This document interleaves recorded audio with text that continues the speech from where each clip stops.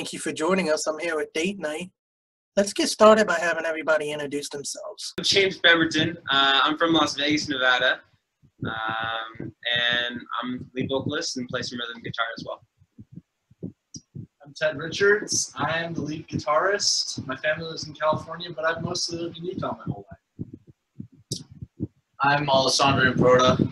I play the bass and do some vocals, kind of. And I'm kind of from everywhere. Mostly Miami. Mostly Florida, I guess. My name is Zach Collier. I'm from Vancouver, Washington.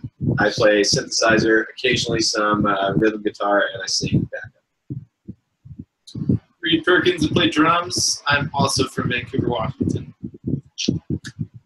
Was music always a big part of your lives growing up? Yes, definitely. Yeah, I mean, sure. for me, I think for everybody, right? Yeah. Yeah. Me and Reed actually met we met prior to 5th grade band, but we were in band all together. Yeah. So, all grown up. What are some of the first songs you remember listening to? I have a great story for this, To to be absolutely honest. So, I was in like middle school and I was in guitar. So I started learning guitar in 6th grade. And all the kids in that like type of area, and especially in Vegas, they're into like kind of heavier rock. And so that was like the cool thing back in the day. But my mom showed me the CD, and it was like just a mixtape of John Mayer's first 2 albums. And I was like, oh, this is like really soft. I don't really like it. And then like maybe a year or 2 later, he became my favorite artist. He's definitely one of my favorite musicians. So he's one of the ones that I started to follow when I was young. I remember being 2 years old, maybe 3, in the living room, dancing to MC Hammer's Too Legit to Quit. And it's been downhill ever since. So. Yeah, for me, the earliest songs I remember are Barely Breathing from Duncan Sheik. My mom would listen to that one all the time as she was washing dishes. And then my dad would always put on Fleetwood Mac. And yeah, Lindsey Buckingham, my friend, Lindsey Buckingham. All about the Lindsey. But anyway, yeah, those are the earliest things I remember. Beach Boys, Endless Summer, Beatles, White Album. Those 2 are in my dad's car all the time. I have every word of every song memorized, and they're great albums. See, my dad would always play The Squeeze when we were washing the car. Jeez. Tell us how Date Night came together as a band. All right, well, I guess that's our fault. Yep. Yeah. Mostly you. And so I just remember, because I know Jamie. I've known him since freshman year of college. And anyway, I just remember both of us went and served missions for the LDS church. And then we came home from those missions. So we'd been apart for like 2 years. We started college back up. And we went to a local show. And we heard a band that wasn't particularly good. And Jamie just looked at me, and he was just like, if they can do this, we can. Let's do it. And so we had a couple friends that we got together to start jamming, and we started doing that every Monday night. And eventually we dragged Sandra along. I met him at a hot tub party. And yeah, kind of fun. And then jammed like a week or so later. And Zach was like, dude, you got to join the band. And I hadn't played music with people in years, so I was all about it. And then we just kind of picked up. And then Zach gave him the option. He was like, so you can either like sing or play guitar or do bass. And Sandra said, never done bass before, but, we'll give that a shot. And, besides, he's probably the 3rd best musician in the band. Probably 3rd best. I like it. I like that.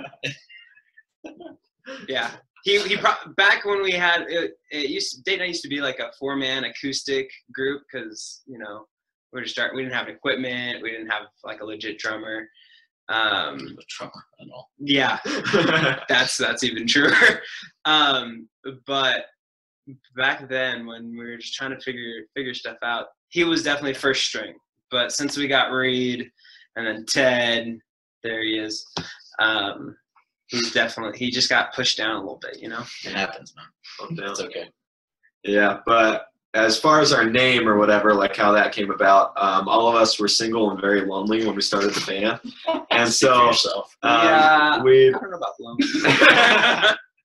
But we Single. yeah, definitely single. But we'd go to jam and we'd like disappear on and miss certain like group events or whatever, and then we came up with the excuse, because we wanted the girls to want us more. So they want what they can't have, and so whenever people would ask like, hey, where have you guys been, we'd say, oh, date night. Then they're like, oh, who have you been taking out? And we'd just be very mysterious about it, and so the name just kind of stuck. As a band, is it tough staying on the same page? At times, but I think we've thoroughly discussed what we want in the early stages of it, and so I think we're mostly on the same page. We might just be reading different paragraphs. Because we're all pretty open creatively, it seems like even if a song is a little bit different, if we like it, we're just like, let's go with it. So like, if it's good, we'll play it. There's no real stress about, okay, that's not our sound. Yeah. I mean, like, we're not acoustic anymore, and some of the older songs don't really fit as much, but the new songs, we don't try and limit ourselves too much. Yeah, definitely musically, we're all pretty much on the same page. Now we go like administratively at practices or that kind of gets lost in translation, but we definitely have Google musically. calendars and iPhone calendars and everything to remind us. Yeah. It's good. Reed's always there. He's just always at the unit, though. He's just always playing drums. I think we surprise him sometimes when we show up for practice. Tell us about the Get It Started EP. So the Get It Started EP, it's got 6 songs on it, right? Yep. Yeah. So that was kind of like, we kind of did things in reverse, where it was always like a goal of ours to record a CD, and it was kind of like the bucket list thing. And so we've been playing music and stuff, and we're like, okay, we've written some songs, some of them are kind of fun, people like them, let's record them.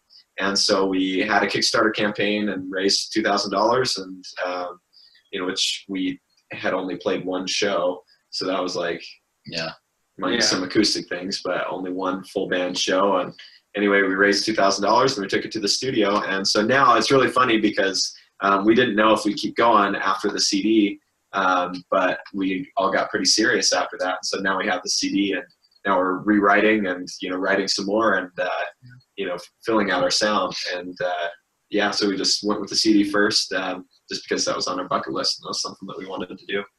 So we did that, and now we want to keep doing it. Definitely. And I think as you listen to the EP, you can kind of tell that we had no idea who we were, because we go from like a rap song to an acoustic song, and then there's like 3 songs in there that kind of still fit us. And so it's fun because it shows everything that we have been and that we still are. But it's definitely different than what we're doing moving forward. So, As a band, what are your goals moving forward? just more of the same at a bigger scale, I guess. Yeah, definitely just want to play as much as we possibly can. And for the rest of this year, we're working really hard on getting a good live sound with newer songs that have plenty of energy. And just becoming better musicians. That way, when we are promoting these new things and when we are, promoting Date Night as an entity and as a band, people have something that they're like, okay, Date Night's actually a thing, and they're good live, they're good musicians, and hopefully as we do that, they'll actually, it'll bring more people to shows and bring more people to our Facebook pages and whatnot. So Plus, we also want to open for Iggy Azalea. That's top of the list right there. That's first thing first right there. That's the real list. okay. Your song Chloe has gotten a lot of attention. Can you tell us about the song and the video for it? Yeah. Well, it's actually really funny how that came together. I had a friend who was a really cool girl, and she a lot of people found her very attractive, but she didn't have the highest self-esteem, and that sounds really bad. She wasn't like depressed or mopey or anything, but just a really cool girl. But I think she just struggled with everything that every girl struggles with, and that's just body image and being body positive. And anyway, I told her one time that she was the type of girl that makes my heart stutter like an old vinyl record, right? And she said, promise me that you'll never use that in a song for another girl. And so that's kind of why it's called Chloe, is I wanted it to be abundantly clear that the song was about her. So we named it after her, even though it's not like in the song. But anyway, so we wrote the song, and how it came about was Sandra accidentally, he was like, hey guys, I wrote this song. I was showing him a song that I had written and totally screwed it up. And accidentally played Chloe because I didn't want to look bad in front of everybody, so I just started making something up. And it ended up being kind of cool, I guess. I don't know. We ended up writing a song. That's how we got the chord progression. And anyway, so we started putting things together, and it turned out to be a really nice song, just a really simple, really heartfelt song. And anyway, we're like, we've got to do something about this. Since the beginning when we first started writing the song, we felt that there's something special about it, even though it was so simple, and that we wanted to do something with it that was bigger than just selling CDs or playing shows or whatever. We wanted to make a difference, and that's what Date Night's really about, is reaching out and helping people. And so I was walking back from a voice lesson or whatever, going back to my apartment, and I saw a sign in the hallway on the college campus from BYU Women's Services and Resources, and all it said was, "You are beautiful." And anyway, that really kind of like resonated with me, especially since that's part of what Chloe's about. And so we came up with this idea to get involved with BYU Women's Services and Resources and take to the streets and kind of make a difference, ask people what made them beautiful, and try to help girls feel loved and accepted in a society that's full of media that tells them that they're not. It was really cool that some of the reactions that we got from people were just really interesting. That along with every time that a girl would write down on a poster, at the end of the video it shows all of them having roses, and so every time that they participated, we would make sure we gave them roses. And one girl said she had to be at least 16, 17, late teens, and she said that was the first time anybody had ever given her a flower. And so that was just some of those things, just it kind of made us feel good, and that we could help women understand that it's not all about looks, it's about everything. So it was great. Are you guys currently working on any new projects? Yes. Definitely. Ted and Reed actually just got done recording a little bit before this, so they down some guitar tracks. Yeah, we drove right over. We were working on a song called Ayo, but we're working on a 3-song demo right now, and we should be finished with it in the next month or so, probably. Yeah. So there'll be brand new music, and the goal is to shop that around to some labels and have it at shows and stuff like that. What's something each of you enjoy outside of music your fans might not know about? Well, I have a fish.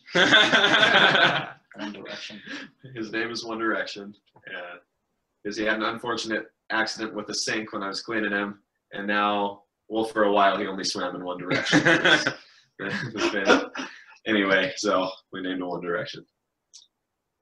Yeah. Other than that, well, Zach. Reed's the most interesting. Reed Reed is definitely the most interesting.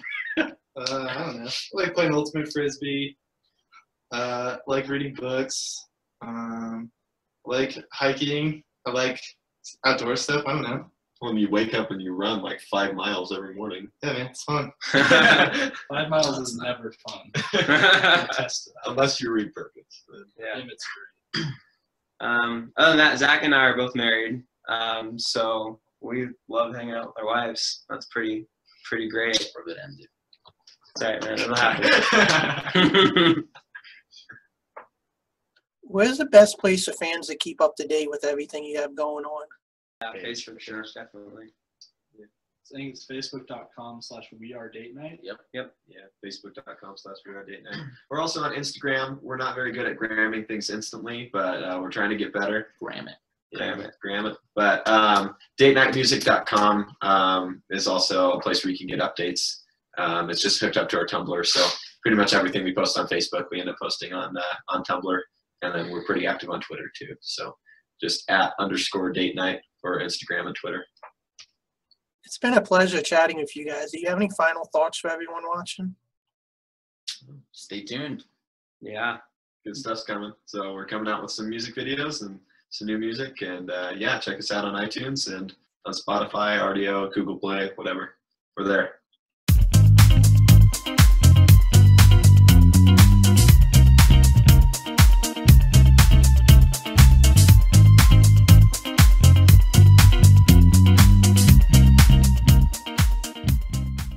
Thank you for watching today's video. I hope you enjoyed it. Our interviews are made possible by the support we get from our patron fan club. For as little as $1 a month, you can sign up for the patron fan club and be eligible for all the great benefits listed here on the screen, including the opportunity to win some great music downloads, and merchandise from your favorite indie artists. And the best benefit of all is knowing that all the money pledged goes towards helping get the music of indie musicians out to new fans just like you.